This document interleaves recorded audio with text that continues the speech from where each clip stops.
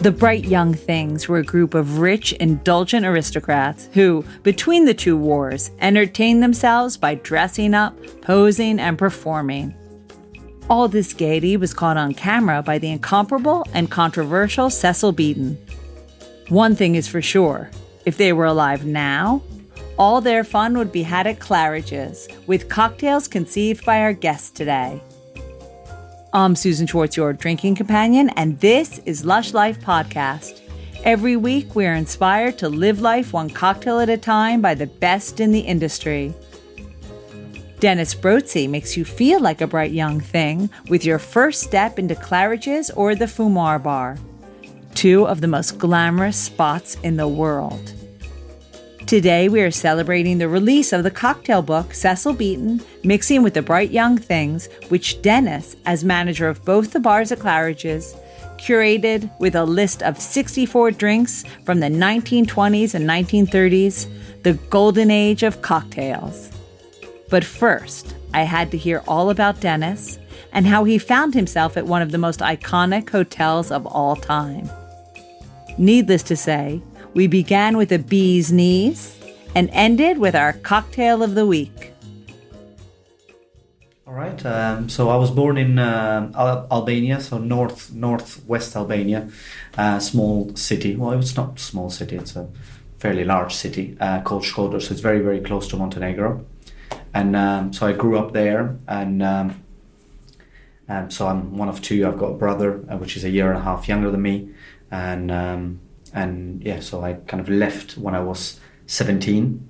Oh, so so you had a lot of your teenage years were there. Yeah, absolutely. I kind of, was studying until kind of I was 17. So then, as of like from 16, I started doing a little bit work with my uncle, so he owned a restaurant right in the center of the city, quite busy restaurant, and so I started doing mainly to do summer work.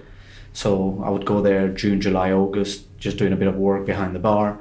And I've kind of, I fell in love, within the first, I think, 2-3 months of working with him.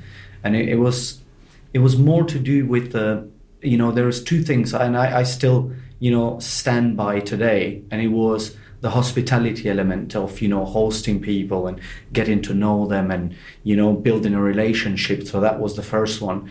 And the discipline. And, he's incredible. I still, to this day, I do things that, looking back at what he was doing. He was in his kind of, I would say, mid-50s or late 50s. And he would be there at 6 o'clock in the morning, where the bar would open at 5. So the team would open the bar. He would be there at 6 and he would work until 2.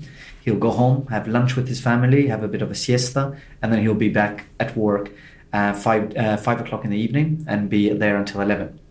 And that was 7 days a week, non-stop, all year round. You're going way too quickly. I want to know about all that time before you got to your uncle's. Okay. So what were you interested in studying anything? What was your life like as a child there? I think I was very outdoorsy person. And so I would love to go. My dad worked for, he did many, many different things. But one of the jobs that he did was working for a hospital doing X-rays, and he specialized on doing X-rays, but doing X-rays in villages that they will not have access to hospitals. So from a very young age, we would travel with him, and it's incredible because we got to see some amazing places where, if you ask me now where they are, I wouldn't be able to tell you. But we got to connect with a lot of people, and we're talking about some poor areas of the country, but they vary. The hospitality, the part of hospitality, it's unbelievable. You would have the older of the village when you'd go in there, and they will come in there and really appreciate what my dad and his team were doing for the village, which is mainly checking, if they're healthy, focusing on sicknesses like tuberculosis and things like that. And we'd be playing around while he's doing his job. But then, you'd have someone going, just to let you know, you're invited for dinner at our place. And we'd be staying for 2-3 nights in this particular areas because they're quite remote. and then by the time we'd be, so we'd get to explore a small village or a small particular area in the mountains, and then when you return back, because they don't have kind of money and like a way of them appreciating what the team did, they would bring, like watermelons, they would bring potatoes. And I always said to my dad, like, why are we taking this? I don't think we need it. And my dad was like, well, like these people, they're so thankful of what we're doing for them, like not taking something, it feels like a bit, you how do you call it? Like insulting, of course, in a way. So we always came back with a truck full of fruits and veg that I don't think we needed it, but you ended up working in restaurants. So how funny you had exposure to the watermelons and ingredients that you might not have had you just stayed in your little town. Yeah. But and I think because of that, I think I always, in my kind of growing up, I always became quite outdoorsy person. So I would love, so we have one of the biggest lakes in the country. It's in the city where I'm from, and so we would go there from the age of 12 with my friends, and would spend the whole kind of afternoons and early evenings. But yeah, school, I didn't enjoy so much school. And then as soon as I hit kind of teenage or early kind of 13, 14, I was more interested in kind of chasing after girls than than going to school. And that's what I think for me led me to kind of hospitality, because I was always looking to do something else, and would always stop. So as I explained earlier, my uncle's restaurant was right in the middle of the city. So whenever we'd go to a lake, we always stop by to have in the afternoon, we'd stop by and say hello to my uncle, and and he would say, all right, sit down. And, was it typically Albanian food? What kind of things was he making in the restaurant? It's very traditional Albanian. I think it wasn't anything fine dining, but like you would have like a burek, which is like a pastry with lots of feta cheese and spinach, and Albanian food. Because of where we are positioned, it's quite it's like Balkan food, so you always get like a lot of influence from Turkish food, from Greece, and from former Yugoslavia. So like all that kind of put together a little bit. So a lot of stews, lots of kind of rice with different sauces, and lots of meat actually. And when you were working at your uncle's, were you making the food or serving? No, I was only behind the bar. It was meant to be. Yeah. I actually. I got involved behind the bar, as I said. It originally started as a summer job, and then all of a sudden, because I loved it so much, I ended up, and this is against my dad's wish, because he was very much like, please go, focus more on school. And I think it got to a point where my kind of, as soon as I got on the college, if you'd call it, when you're at like 16, that would be a college, the equivalent. We went to one of the best schools in the city, and it was me and my best friend. But going back to that chasing after girls, we weren't doing as good. And I remember my dad coming back and was very disappointed. And he sat me down and he said, I kind of never felt so disappointed in my life. Oh boy, it was to hear from your dad. It was, but he did say kind of, he said, I can't sit. It was one of the most. My mom went to that school and she loved it, and that's where my dad met my mom, and maybe that's why I wanted to go there. But it's one of the most difficult schools, one of the best schools in the city. And it wasn't for us, for sure. And so my dad said, there is two choices. You either change school to something that, maybe at least you can get the qualification in there, or like you stop and you carry on working. And I said, I want to do both, because I still want to, so we changed school, both me and my best friend, we changed school. And then, but at the same time, I said to my dad, I really love what I'm doing. I said, I would like to ask my uncle for a full-time job. And he was like, are you sure? I have a lot of respect for my dad, because he always, from a very young age, he kind of let me do my own choices. He always kind of treated me as a grown-up, because, like having that mentality that whatever choice you do is going to impact your future. So make sure that it's the right choice. Of course, at such a young age. Yeah, make sure you love what you're doing, but at the same time, you're making this decision. I'm going to advise you, but at the same time, you gotta go with your gut feeling. If you really feel that this is your calling, then go with your gut feeling. So I've started working for my uncle full time, and so when you start full time, I was going to say, well, behind the bar, what kind of things were you doing even at 16 behind the bar that you liked so much? Yeah, I mean, it's in there, I think I didn't like it. Wasn't the creative part, but it was for me. I think at the time it was the part of getting to know people, getting to understand how the business runs and operates. It wasn't, we're not creating cocktails here, I was just wondering what kind of things, like, was it coffee? What type of things were people drinking in Albania at that time? Well, it's still going, actually.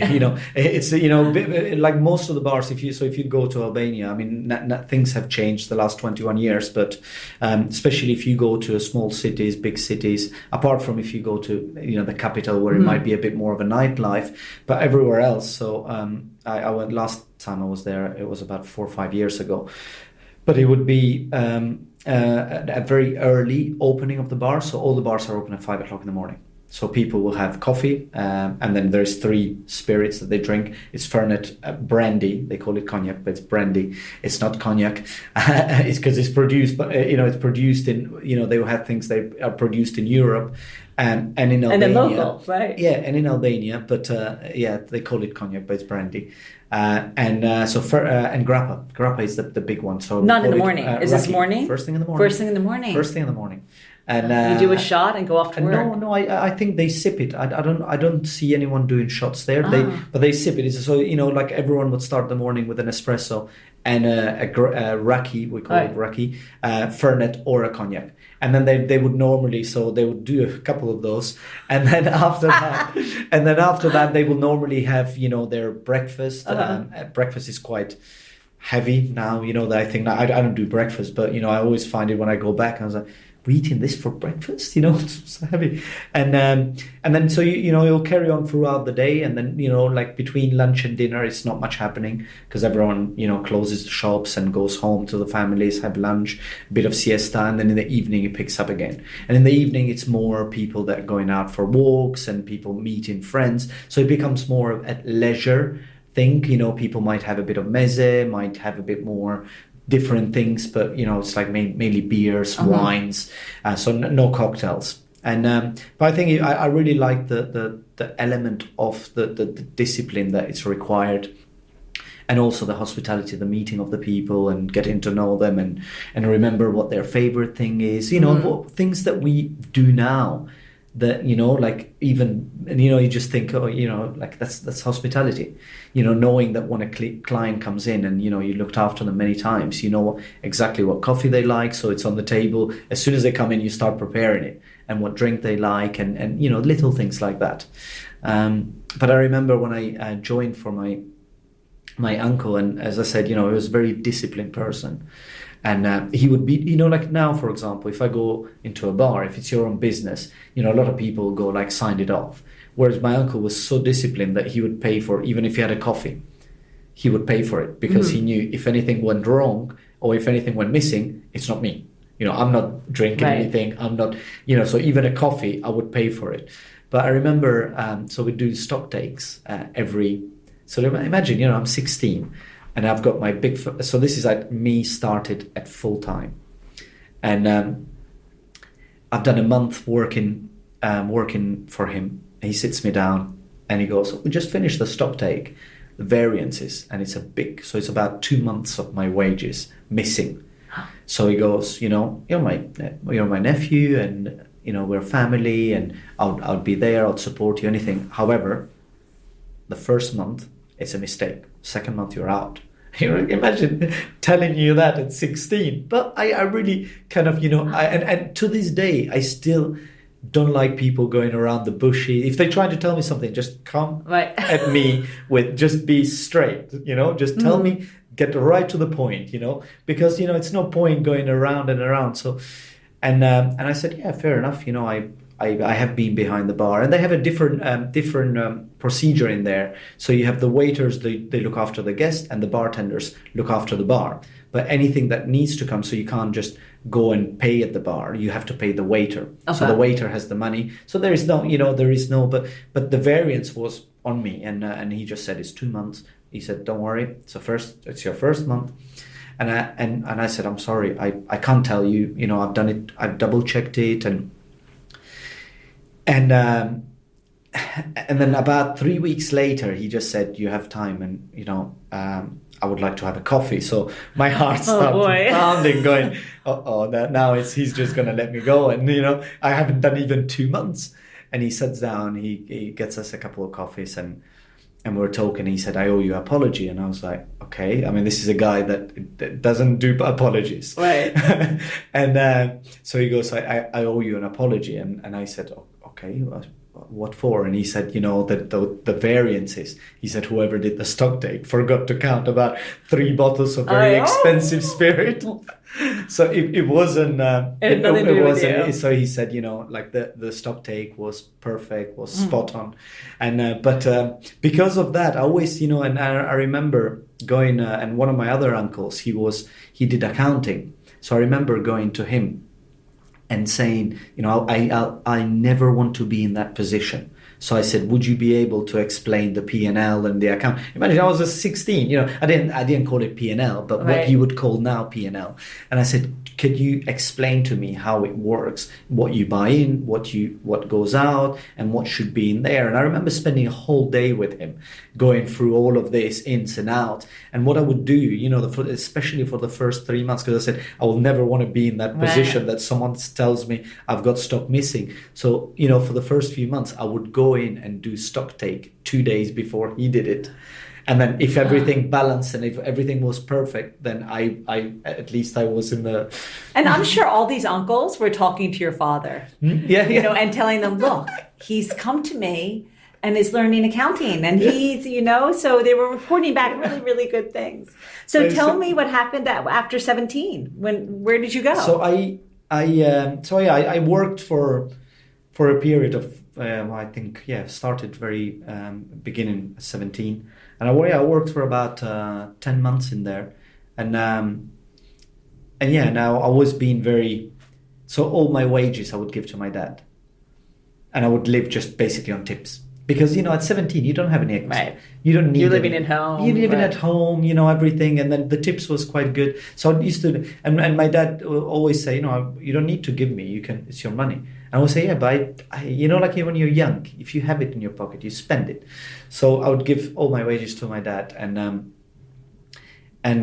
so and he said, okay, whenever you need it, it's there. It's yours, it's there. So and after about 10 months... one of my friends kind of told me I'm planning to leave. And, like we're talking 97, 98, it was quite a few troubles in Albania. And like a lot of young kids were kind of thinking, what do we do? Do we, is there enough opportunities? Well, if you're studying, you're going to university there, you're going to university in the capital, depending, you specializing on something. But if you're not studying, then what are you doing? Like, are you working? Yes, I know what I'm working on. I love this field of work, but where do you go after here? And that there is not many, there is hotels, but you have the type of hotels that if they are good, they're never in the level where we are right now. And this is where I will always wanted to be. And if they are, even if they are quite premium at the time, you'd have the key people that they will always stay there. So when I was, just before I turned 18, I went to my dad without telling my mom because she didn't take that well. So I told my dad I'm planning to leave. And it's the first time that I kind of seen my dad's eyes nearly kind of, nearly in tears. He didn't cry, but nearly in tears. And he said, why? And so I'd explained, I said, I'm planning to leave. And I said, like I always wanted to. And my mom's had a cousin in England, in London. So I said, I'm planning to move to London. And he said, but why London? He said, like, why? And I can't tell you. Why? I can't tell you. Even to this day, I cannot tell you why. Because, so we, he'd kind of tried to talk me out of it, and we it's always only the two of us, me and my brother. So he said, like for me, families always stays together and stays a bit close, and I would want to. Can we look at it, all of us going? And I said, but would you like to go? And he said, no. I said, would you? Because by this time he had various businesses, and I said, would you like to leave? And he said, no, I'm not. I wouldn't. I've got, the family is here. So I said, well, in that case, I want to leave, and I want to at least try it on my own. So, he kind of said, it's very difficult for him. But you went anyway? I did it anyway. I did it anyway. And, the most difficult part was just kind of telling my mum. But you knew London. You knew I London. don't know why. Did you know anyone who lived in London? No, only my mum's cousin. But okay. And was it easy? Could you just move and live with that person? It wasn't easy. I mean, we only stayed a weekend with him. Then it was me, my cousin, and one of my best friends. Okay, so you were going with someone. Yeah. And you found a flat. Did you know now you said something, which I don't know if you realized, you said that you always wanted something like where we are now, which is Claridge's. And did you know that at 18? I didn't know Claridge's, but you I knew knew that kind you, of, I was it the always, hotel or the standard of service? the standard of service, I think. Because I didn't knew, and I think as we go a little bit further to my career, I didn't knew Claridge's. But I knew that the standard of service could be so much better. The quality of the drinks, the quality of the food could be so much better. Even at 18, you knew that. I was very young age. I really enjoyed it, and I wanted to work into kind of something. I'm sure it's something better out there that I could be pushing and going towards. And how was your English? Very, very little.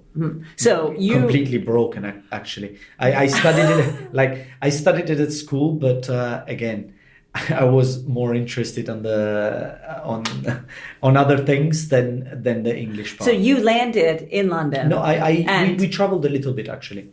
So but I mean, you got to London. Yeah, you got to London. Here's all of London at your feet. So where did you think you were going to start work-wise? We did first of all we did Italy, then we did France and Belgium, then we arrived in London. For me it's always been when you done at the beginning, it's always difficult wherever you move, even if you're moving from New York to London, I always knew that I have to do whatever I have to do to get started, and so I kind of started. I did a couple of other jobs for about a year, and the first one was butcher, and then the second one was kind of I worked in a building site, and I was offered to be an apprentice, which sometimes think what would it have been, because and it was carpenting, and then after that I looked at kind of what I'm doing. I know at the beginning it was difficult, and you're trying to pick a bit of English. Didn't you miss being behind a bar? No, I did. We'll just take it for granted that you missed your family, but miss the hospitality. I mean, that's why I think after a year you do miss it, but at the same time you have to be realistic. You just moved in here, you don't speak English, and you don't have any experience here. It's like us. Like when we review a CV, the first thing we say, where have they worked here? Of course. So if you have experience elsewhere, then we need to is at the similar level. And so a lot of people were thinking like you don't have experience, you don't have English. Right. So my first year was all about do some English classes, improve. So the first 6 months I was living with my friend, and I very quickly realized, because we had lots of friends coming over, and very quickly realized if I'm staying here, my English is never going to improve. Right, because you're only speaking Albanian. Right. So it's natural, it's the mother tongue. So the first thing that I did after 6 months, I moved out, and the house that I moved in, everyone was English, not one Albanian. So I was like, that's the first thing that has gone. Your English must have gone up. Done so well after that. But I mean, at the beginning it was a bit annoying because whenever you're trying to have a little conversation, you get interrupted every 3 minutes, being corrected. But that's exactly what I needed. So that was the first thing that and then again, you just need a little bit of a vision and what you're working towards. So then after about a year, I just said I need to get, because I was applying, but then people giving you an opportunity, then it's a completely different story. And so then after about a year, a friend of mine just told me that he'd registered with an agency, and they could potentially give me an opportunity. So I went and talked to them, and with my broken English, they just said, we can give you an opportunity as a kitchen porter. And for me, it was still the happiest day of my life, because I was like, yes, I made it into hospitality. For me, right. Whether it's you cleaning plates or you're looking after, whoever that might be, it's still getting a step into that ladder, into hospitality. And so I remember the first job that I had into hospitality was for this agency, but they placed me into Grosvenor Hotel. So big hotel, and one of the areas that I was working was in their staff canteen. They do some big events there, and it was perfect. And I did it for about maybe about 6 weeks. And I went into, I think Andy was the gentleman that I'd given me this opportunity. And I sat with him and I said, look, I'm very happy you've given me the opportunity. However, I come from a background that I have experience, and, I can do so much more. I can see, people that, because sometime I'd be working in the canteen and sometime I'd go and help them a little bit. And I could see people that had less experience than me. And I said, but a bit better English. So I just said, if you give me an opportunity, I can prove you I can do this. So he goes, why don't you pop in on Wednesday, and we can do a training. And the training was an hour, which it's things that I knew how to make before I started at my uncle's. And it was very, very basic training. And because of that, then that led to more like, events, looking after silver service events and so on and so on. But what that did is that opened a lot of doors for me to work in a lot of different places. So, I did about 6 months of working in House of Commons and working in, different hotels around London. And it was great, because then I would get to meet a lot of people and interact, and my English was getting stronger and stronger. And then one of the places that they put me was the Rue Fine Dining. Rue Fine Dining. And that was in the city, and that was Tower. And that was, and when I was working over there, and it was mainly to do, because part of what you do is like you either a waiter in big events, or at the time the Rue Fine Dining was a quite respected restaurant. So in there I was doing a little bit of food running. And after a few weeks they just said, we really like what you do, why don't you move to the bar? And I said, yeah, this is why I'm here for. And so once I moved to the bar, I moved as a bar back. And I remember being, if I can say, quite a lazy bar back, and it's such a shame to say, because, I've seen it happening in many places, but when you have agency, for them being paid a minimum wage, you have people that are, have a bit of a goal in life and want to do great. And then you have people that maybe they're doing it for minimum wage, and they're there to do, bare minimum. And I'd picked some very bad habits about going into it, just doing my job, but not going above and beyond, which, I was doing throughout. And it was only when I met, we had an Italian bar back, and it was only a bar back. So we were very on a similar role, but he was so much more advanced than me, and I spent about 6 weeks with this guy, and he changed completely my idea. And it wasn't about how much money you're earning, it was about the job that you're delivering. And he was a bar back, but then like the minute he had a time, he would jump on the floor and help them on the floor. The minute the bartender needed a bit of help just to make a couple of very basic cocktails, he will jump behind the bar. It was like everywhere. And I kind of like that, kind of just went, wow, this guy is incredible. And I kind of, I had a bit of a, like, I need to be, in the same level, because if we're getting paid the same, I cannot be the guy that, our performance cannot have such a big gap. So for me, it was all about kind of, I need to be on the same level as him. So I pushed. And by this time, he'd been offered the role.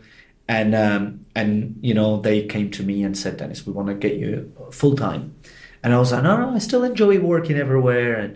And it wasn't a gentleman assignment where the manager is like, he'd been asking me to join them full time for about 4 weeks. And I'd be, no, I'm happy. I don't want to join you full time. And then he'd set me down in his office and he goes, okay, look, because I don't think you understand me. So he wrote down how much I was earning and how many hours I was doing, which was, I don't know, it was X and doing 60 hours.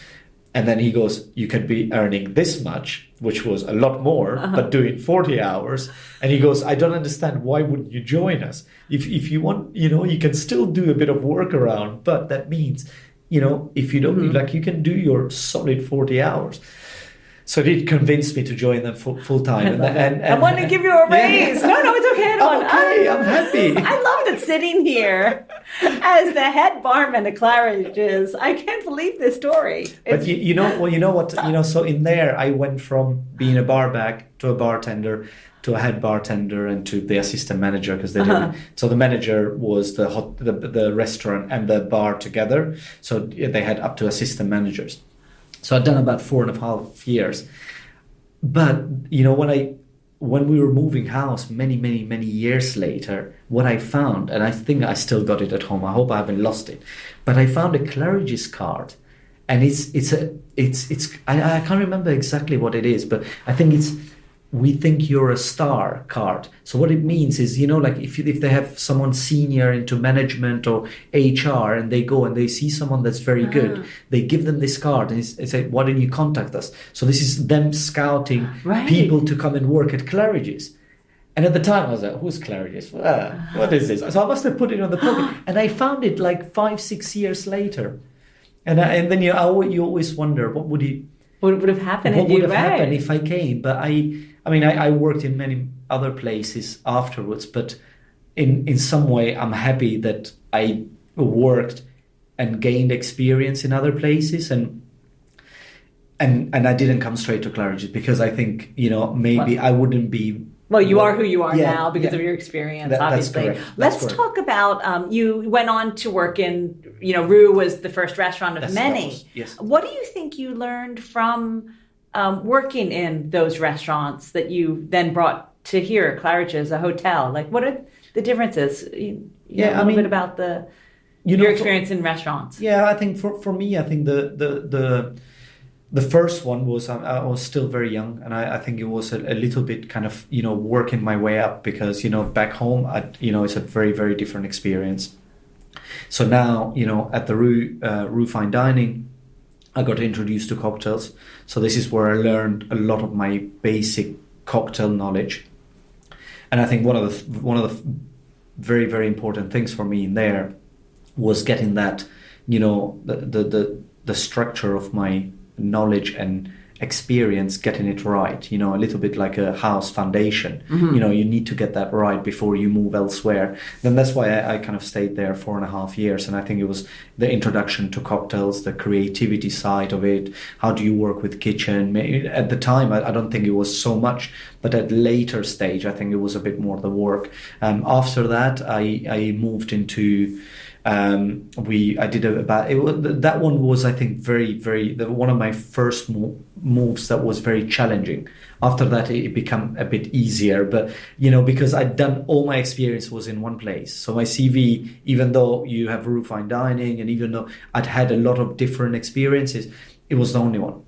So I think I worked, then I moved to Mayfair working for Brian Turner for a year.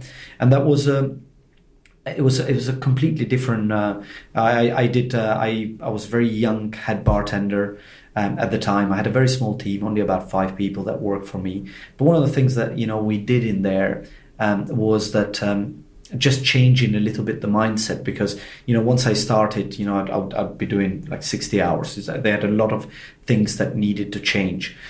So, I'd be doing 60 hours, and then after about 6 months, you change your menu, the team is performing at a much better level, the revenues are getting a little bit stronger, you work in a much better relationship with the restaurant. And because I think for me, it's key, you can do great things in the bar, but especially when you are a bar restaurant, the key to the success is working with the restaurant. So when they go, do they recommend a little cocktail to start with? Because every penny counts. You can either go straight onto a bottle of wine, imagine about you being in the restaurant, or you have an aperitif and a bottle of wine. Right, of course. And that's an extra 12, 15 pounds on your bill, A party of 2, party of 4, it adds up. So, for me, it's always been very, very important on how do we get them to upsell, where is an aperitif or a little digestive, or if someone is not drinking, maybe rather than having a lemonade or a Coke, can we get the barman to create you a non-alcoholic cocktail? That's an extra 2, 3 pounds on the bill.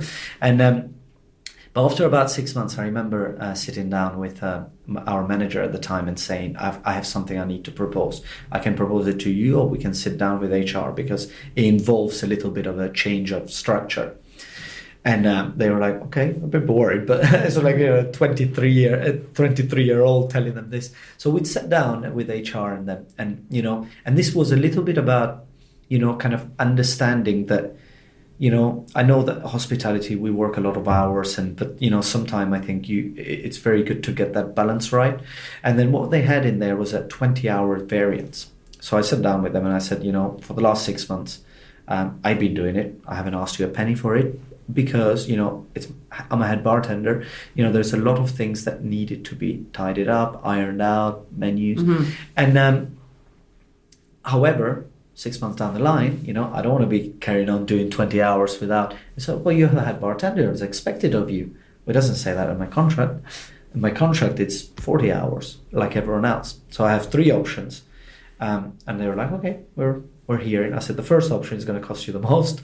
And that's going to be get a part-time person, 20 hours, So, and they were like, well, we can't do that, but it's going to cost you on uniforms, on meals, and so on. Second option is where you split it between 5 of us. It's very easy, 4 hours. You pay everyone. It's fair with everyone. And I said, the third option is not going to cost you anything. And they're like, okay. And then I remember telling them, I presented them a rota, which I had done. And it was basically working 4 days on, 3 days off. And they're like, well, we don't do that with any other department. Why would we do that? I said, well, you have 3 options. You can choose. You got to. You are so cheeky. But at the same time, I think it's it's fair. And so, what did they pick? The last one, of course. But it was like the team. Then they could see the team performing at a much better level, and it was like doing basically 2 long days. So you do 2 doubles. And then you have 3 normal shifts. You do about 41, but you get 3 days off. And then, it's very important, because one of the days off could be, development. It could be, you're looking into ingredients, you're doing your research. But one of the things that, when I was there, it's one of the bartenders that I admire a lot, and I've learned so much from him, because sometimes you learn from people that you work with, but sometimes you learn from people that, work in the industry. And on my split shifts, what I used to do is, I don't know if you know a gentleman called Brian Silver. Yes, of course. You know Brian? Yeah. I love Brian. And so he used to run Scott's just around the corner.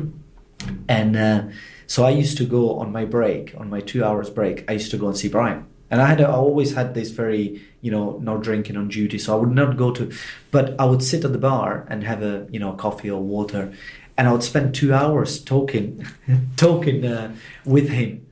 And he would just basically go talk to me about his rare collection of vermouths. And he'll talk to me about gin and all the latest gadgets and wonderful products that he's got behind the bar. So it's, for me, I kind of had like a once a week masterclass. Right, a lesson in bartending, right? By Brian Silva, which is amazing. And because of that, we kind of formed a good relationship. And and to this day, he comes, I go and see him, and but then the next move from there, which I did a year for Brian Turner, next move from there led me to a place that Brian used to run for 5 years when he moved from Boston to London, was Institute of Directors.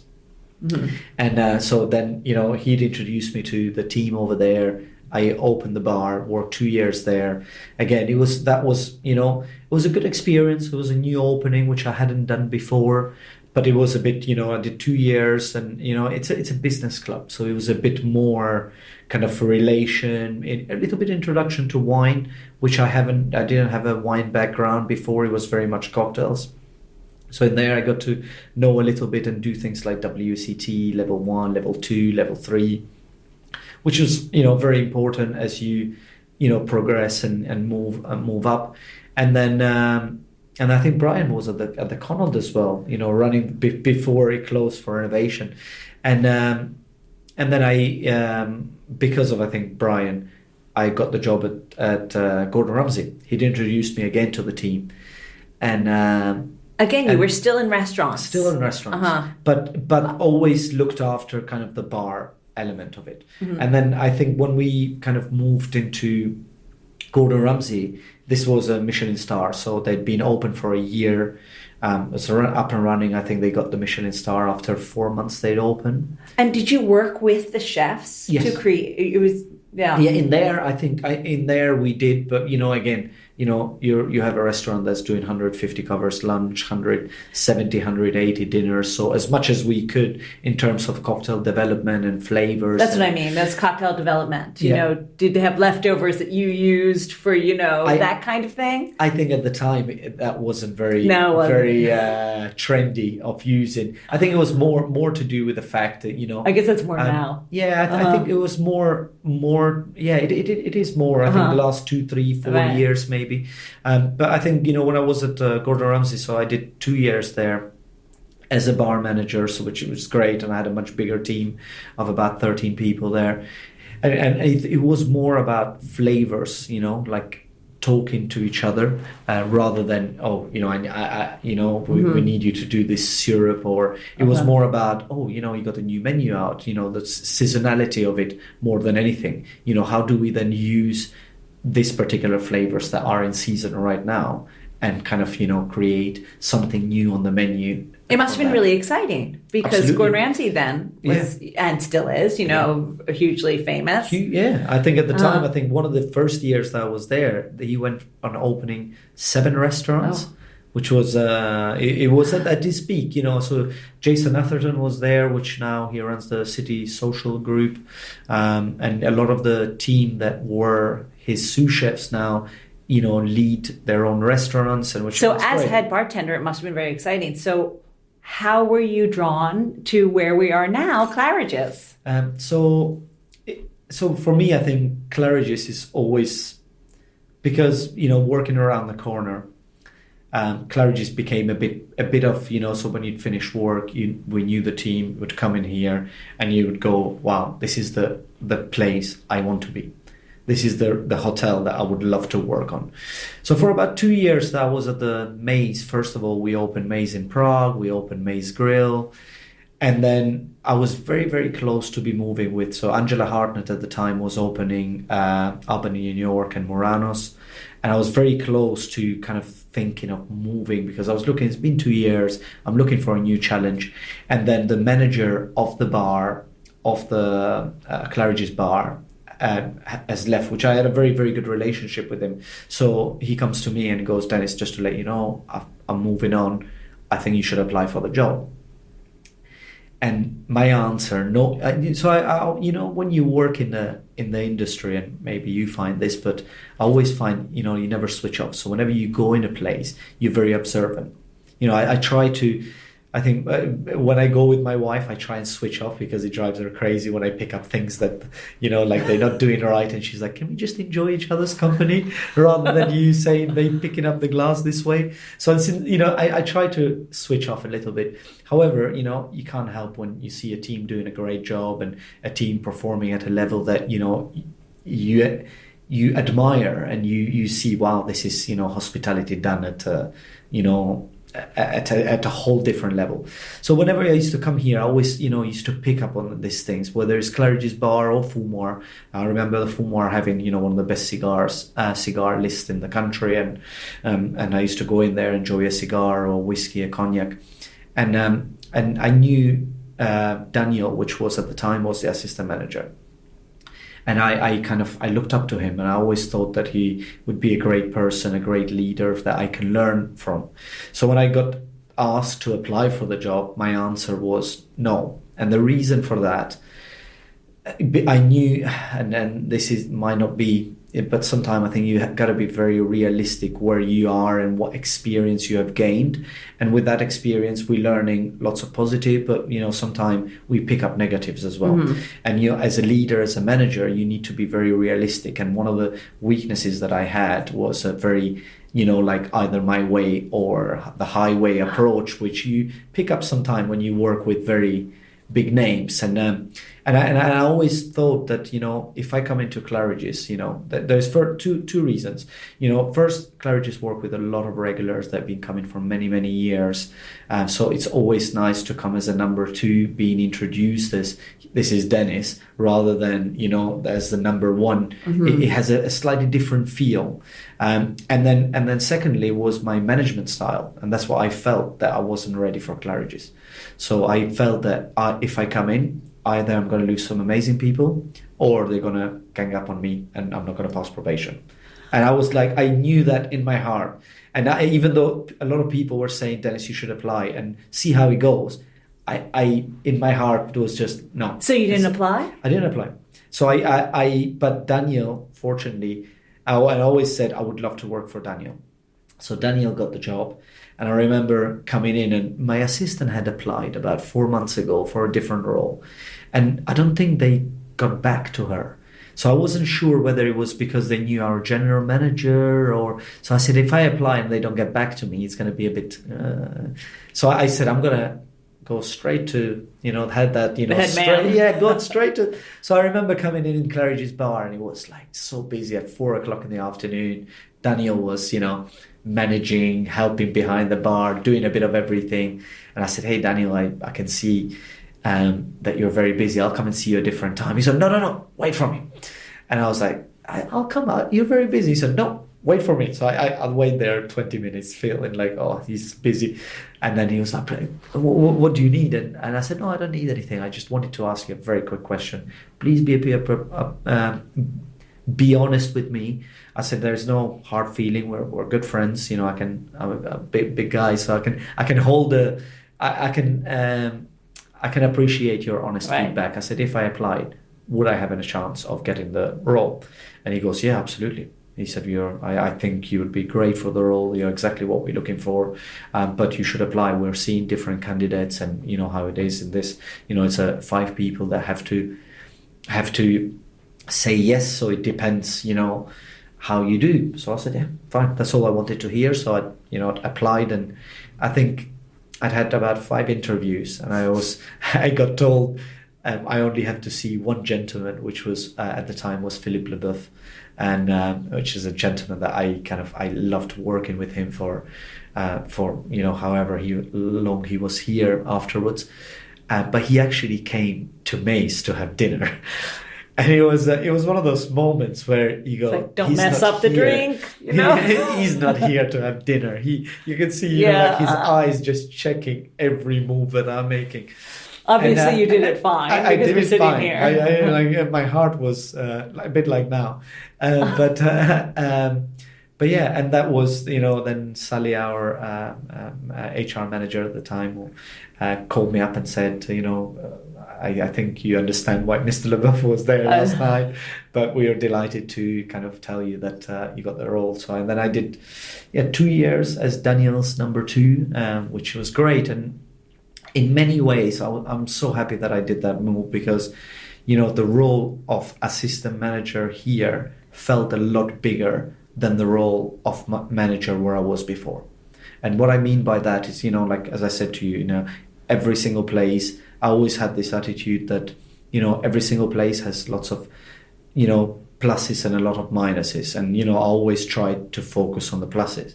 It's the same like when you work with a great manager, you learn a lot. But when you work with a bad manager, you still learn a lot. You just learn how not to do things. So I always had that approach on focus on the positive, element of what you're picking up and what you're learning throughout your career. Coming into Claridge's, you had been working at, one of the top restaurants in the world at that time. Yes. Claridge's is a whole different kettle of fish. Yes, this is one of the most famous hotels in the world. Yes. If not the most famous hotel in the world. With, a whole set of rules and I'm sure regulations and history and all of that is thrown at you, and you hadn't been in a hotel yet. How did you manage all that, or how did you feel? Were you obviously you weren't scared because you took the job, no. But that I call it the burden of history on top of your shoulders. What was that like? The first few years, and did you like it? Yeah, I loved it from the moment I joined in. One of the things that really worked in my favor, because by this time I'd done a lot of restaurant bars, and by this time I was a bit kind of going, what's next? I've done a lot of restaurant bars, but what you have to understand, when you do restaurant bars, restaurant always comes first. Mm-hmm. If you have a Michelin star, right. Michelin star always comes first. Even though they say, Dennis, get the bar busy, you cannot get the bar busy because it's all about the chef. Yeah, when you're trying to relay a table, because if someone comes in and has 3-4 cocktails, there's a £60 bill. If you're reselling that restaurant table and moving the people to have coffee or dessert in the bar, you just made another 300-400 right. Because that could be a dinner bill, which is worth right, thousands, right. or thousands. Yeah, it right. depends on what wine right. they have. So always bar came second. And what I really, for me, I think what was one of the biggest, one of the things that made me very, very happy, then now all of a sudden now this is a bar that, even though it's a part of the hotel and we respecting the heritage and we're respecting the clientele of the hotel, this is still being treated a bit as a neighborhood bar as well. So we have, when you think about Mayfair, where it's positioned, it is a lot of people that work and live in the area. It is residential as well as, a lot of people working. So, when you come into an environment like this, it's about understanding a lot of guests, and one of the things that played on my advantage was that I'd worked 2 minutes across the road. So a lot of the guests... It was your neighborhood bar. Yeah. So a lot of, so first I knew how they make guests feel, what, the warmth of the service that I always received coming as a guest. Now all of a sudden, this is, what I'm trying to achieve with my team to deliver it. And so, working for kind of 2 years with Daniel was for me still, and as I told you before, when I was at Maze, it's very much, part of the management was, putting a menu together, managing the team, very much, on shift for at least 10, 12 hours a day. But, you're not working on any budgets, you're not working on any strategies, you're not looking from a business point, what we're going to do in a year, 2-year time, how is our, champagne, if we always said we have one of the finest champagne menus in the country, or whiskey, it's a big part of what we do. How are we investing, what are we getting that's super unique that people are not able to get anywhere else. And that's for us, I think, so even as assistant manager, I was involved in so many more projects than I was as a manager. So for me, I never seen, manager, assistant, I took a step. It wasn't a step back, it was a step forward. And then 2 years working with Daniel, he's a great leader and a person that will know exactly what he's working on and what I'm working on. So we very kind of we didn't work together, but on shift, but we were always working towards the same goals, or always toward same targets together. So he had his projects, I had my projects, in shift as well. He'd work during the day, I'd work during the night, but then we'd have our weekly catch up, and then we say, okay, this is the project that we're working, how we get in there. It's interesting what you said about it being a neighborhood place, and even though this is such a famous hotel, such a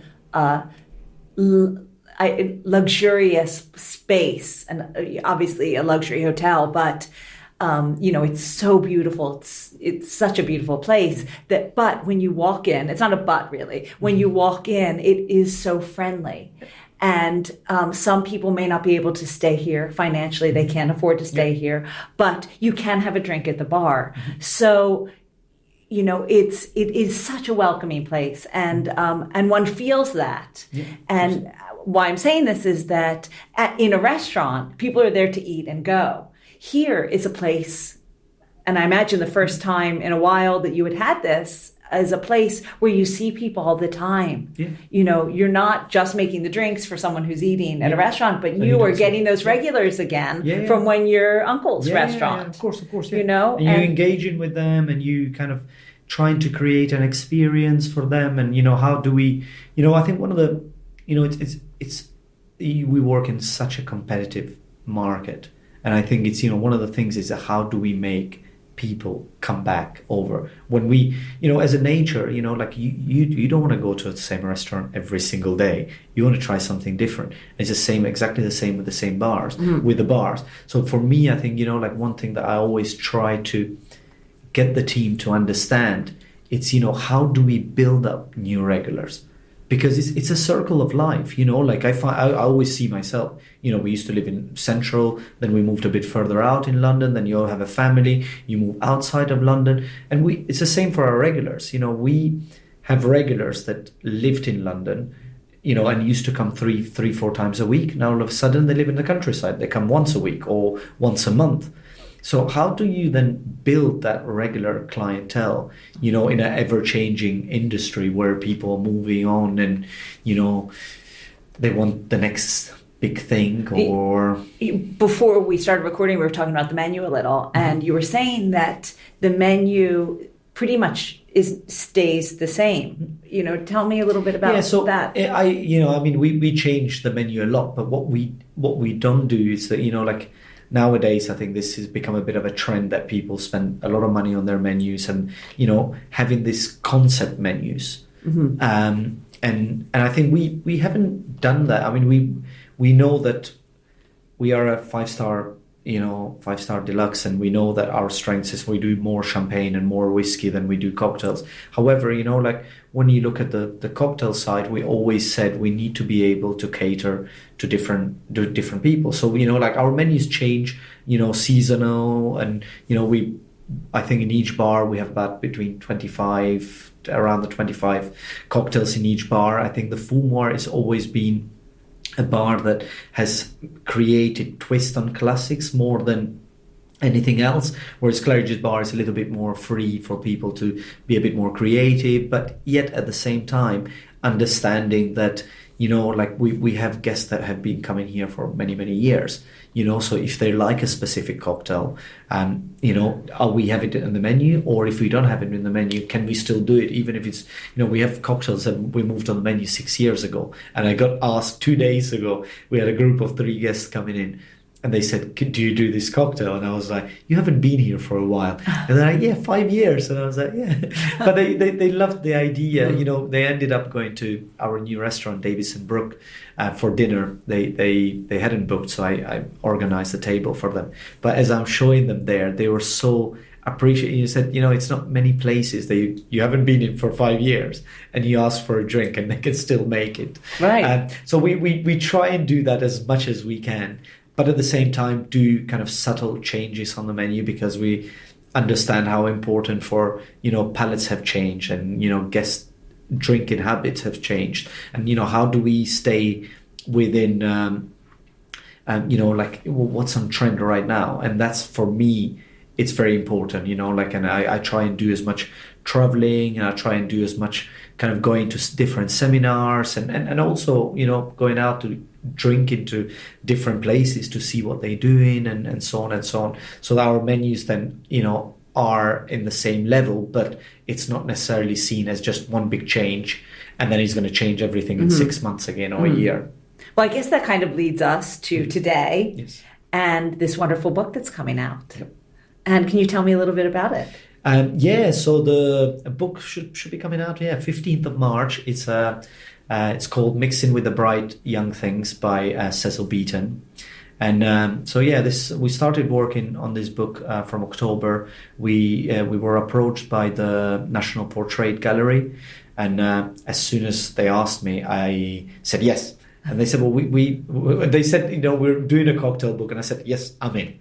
I think it was Paula that asked the question. I said, I'm in. And she said, well, I haven't told you what it is. I was like, doesn't matter, I'm in.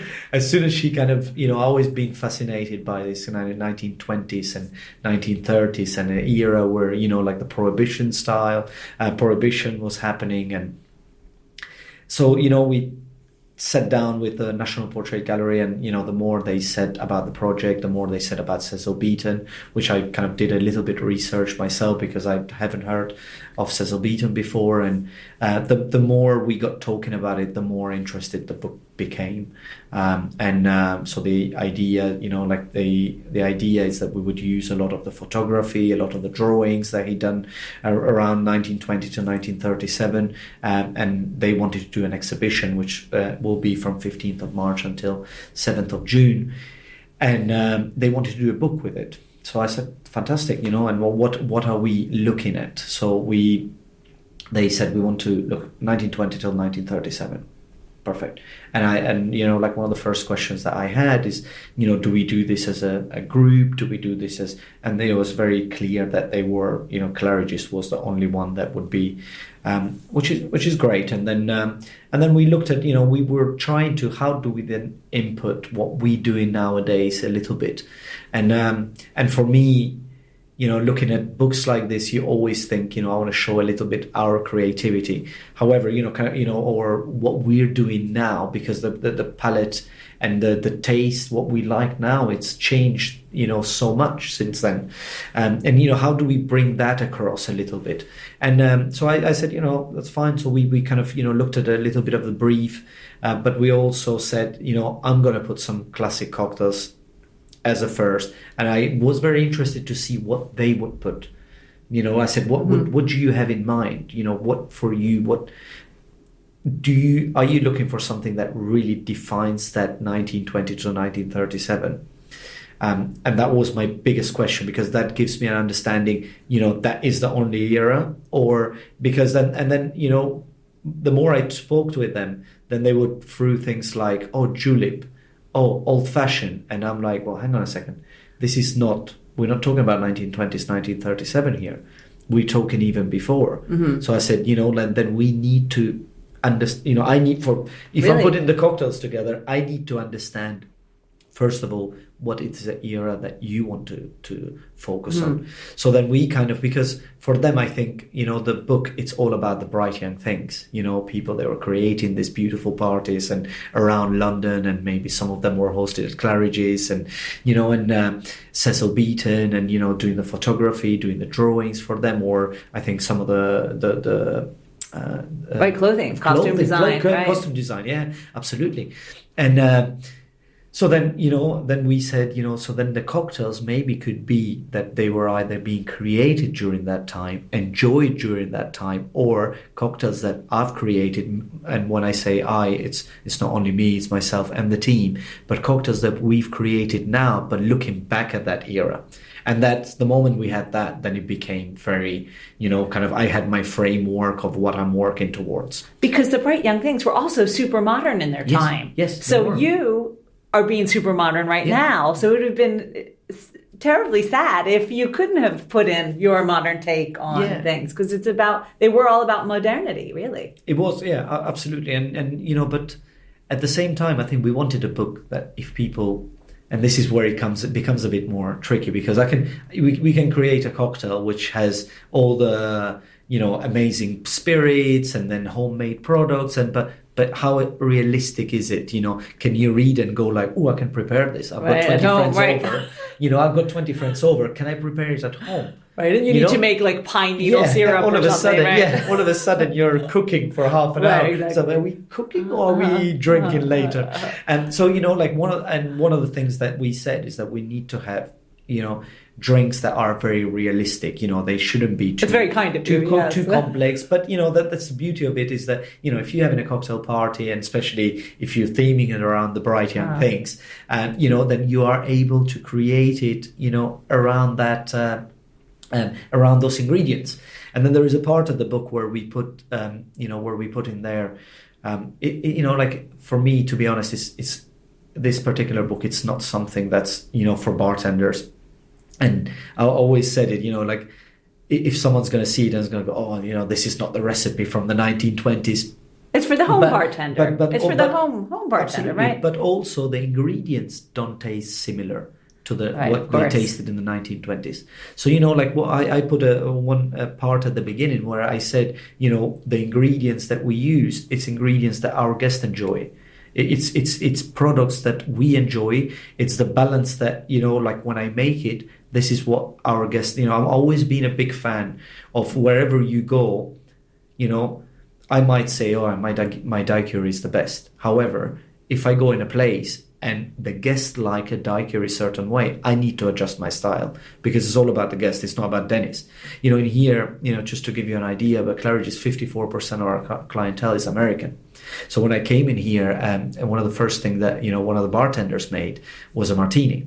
And I was like, so it's like, the way we prepare the martini, and that's what I put on the book. It's 3 sprays of vermouth and gin or vodka, so we use in Plymouth or Kettle One, straight out the freezer, bone dry, and at -19. And when I looked at the first time I looked at that, I was like, that's not martini. Martini for me, it's a 3-part-1 ratio, and it's either stirred, shaken, preference to the guest. But that is the martini for me. However, if a guest likes it a certain way, and we're known, I think, like us or the Dukes and Connaught, and this is beautiful institutions, we are known for our martinis. I think if I pull the report, 3 best cocktails, it will be martini, Negroni, Old Fashioned, in that order. So I said, why change the way we prepare the martini? So in the book, it has it that way. And, like some people will go, that's not, but that's the way we make it. And it's the same with the ingredients and with the brands that we put in there. We, for example, we put, Michter, so Maker's Mark or Plymouth but that's the brands that we work with. Of course. And I put, something in there where I said, if you're using different brands, you can use, it's your home. If you have Beefeater or if you have Absolute, whatever you have in your home, if you're using those, just check the balance, and it needs to be to your preference, and be creative, like the Bright Young things were. That's right. It. Yeah, exactly. Yeah. And then when we were, the other thing that when we were looking at the cocktails, I kind of did a lot of research about, when you look at the Savoy cocktail book and, and you go through all these recipes and some of the recipes that the people that we're working with, that they send me compared to mine, what they had was, they were very, very similar. So I had to first of all, what you have to understand that if you read, and I'm not sure if you did, but a book like the Savoy cocktail book from the 1930s, you have cocktails that I can 100% be honest and say I never made in 21 years. So then, I kind of looked at we have 63 recipes that have made it into the book. And I looked at what recipes can we put there that it's familiar with the readers. Because, you have so many classic cocktails, but, so we said it needs to be from 1920 to 1937, either created that time, enjoyed that time, or created now looking back at that era. It needs to be for a customer that, can prepare it at home, but at the same time needs to be like a familiar drink because, and I tried to put a bit of diversity in there as well, because a lot of them are gin, vermouth, citrus, gin, vermouth, bitters. And you're like, okay, well, if we have about 6 or 7 of those exactly the same, but just the measurement different. So I try to then, make it a little bit, change a few things around, but have all the basic classic.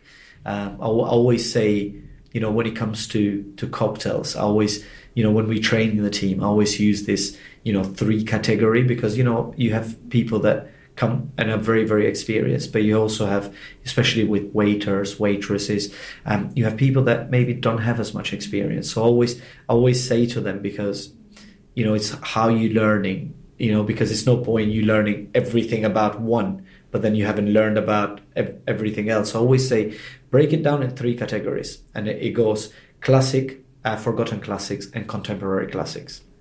And then, for classics, I would always put, Negroni, Martini, Old Fashioned. Right. Forgotten classics in there, you can put your Hanky Panky, you can put your Vieux Carrés. And then, the contemporary classics are your Espresso Martinis and Cosmopolitans. And there are things that were created in the, 60s, 70s, 80s, 90s. But once you do that, you can go to each category and learn, let's say, 15 of your, key ones. And once you got them, you go back into it and add another 5 or 10. And then your knowledge becomes so much more stronger rather than trying to learn 150, which then, for your usual waiter, or it becomes like, what are so many ingredients? Just break it down in 3 categories and then go into it 10, 10, 10. And then you add 5, 5, 5, 5, 5, 5. And it just, your experience, your product knowledge is getting better and better. And then, that's what I try to do in the book a little bit. I try to put, the classics. I try to put a little bit of forgotten classics. And then, if you can say, because we couldn't put espresso martini, but what we put in there is the contemporary. We've done a Claridge's twist on it. So you have some recipes that we've kind of added in there, their twist on, like very subtle changes, but we've done a Fumoir Negroni in there, which is with apple, sweet vermouth, Campari, but where we kind of we infuse the gin with coffee beans and then infuse the vermouths with chamomile, and then we kind of wait until the maceration is right, and then normally it's about half an hour, and then we filter it and kind of blend them together. And the reason why we don't put all in one, because it depends on how the maceration is acting with the liquid, and then we blend it all together. So that's the Fumoir. It sounds delicious. I can't wait to try it. Yeah. In fact, I'm sure. Should we go and have one now? Absolutely. All right. Over our cocktail of the week, Denis revealed to me his favorite hotspots in London and around the world, plus his tips for the home bartender. So, if you could drink anywhere other than Claridge's in London, what is your favorite spot? I love 2 places that I really, really love going. And that is because they do great classic cocktails, or great cocktails in general, but also I think they have an amazing hospitality. And the first, it's our sister hotel, the Connaught, and I love both bars in there. And the second is Rules in Covent Garden. Is that because your Brian Silva is there? Absolutely. Now, if you could drink anywhere outside of London, do you have a favorite bar? I do. All right. It's Nomad. In New York.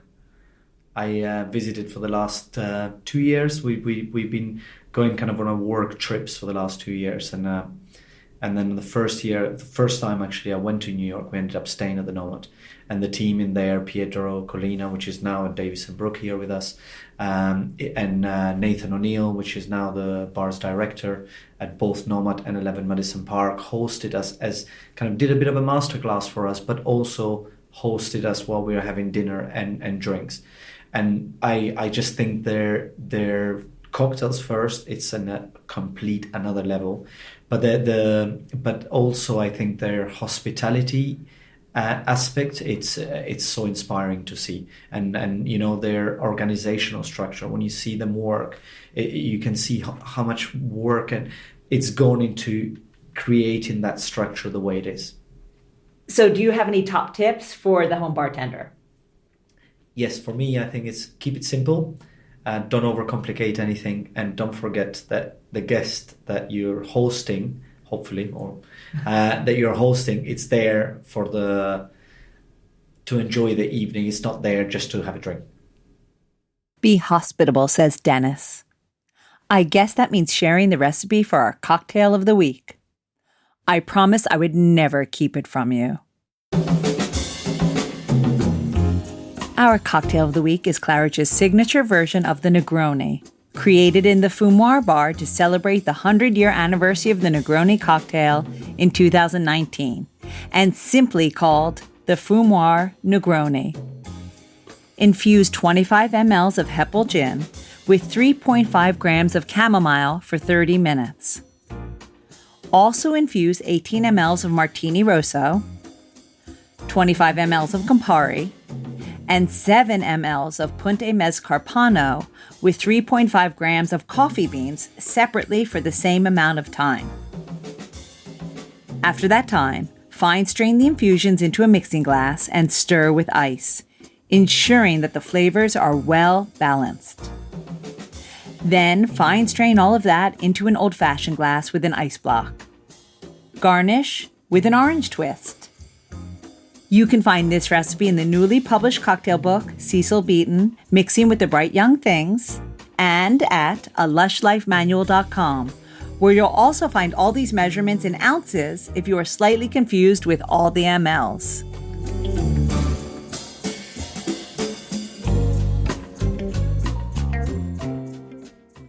Claridge's was the first hotel I ever stayed in.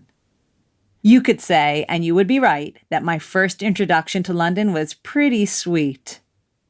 It was a long time ago, and I do wish I remembered more, but I will never forget how absolutely glamorous it was. Maybe that's why I walk around every day feeling so lucky to live in this fabulous city. If you live for Lush Life, would you consider supporting us by buying us a coffee? Just go to buymeacoffee.com/lushlife, and you can donate once or monthly to make sure we are still here every Tuesday. Theme music for Lush Life is by Steven Shapiro and used with permission. And Lush Life is always and will be forever produced by Evo Terra and Simpler Media Productions. Which leaves me to say the wise words of Oscar Wilde: all things in moderation, including moderation, and always drink responsibly. Okay, the second part was mine. Next time will be Lush Life's 150th episode. So nowhere to go, but back to the beginning with a cocktail trading company.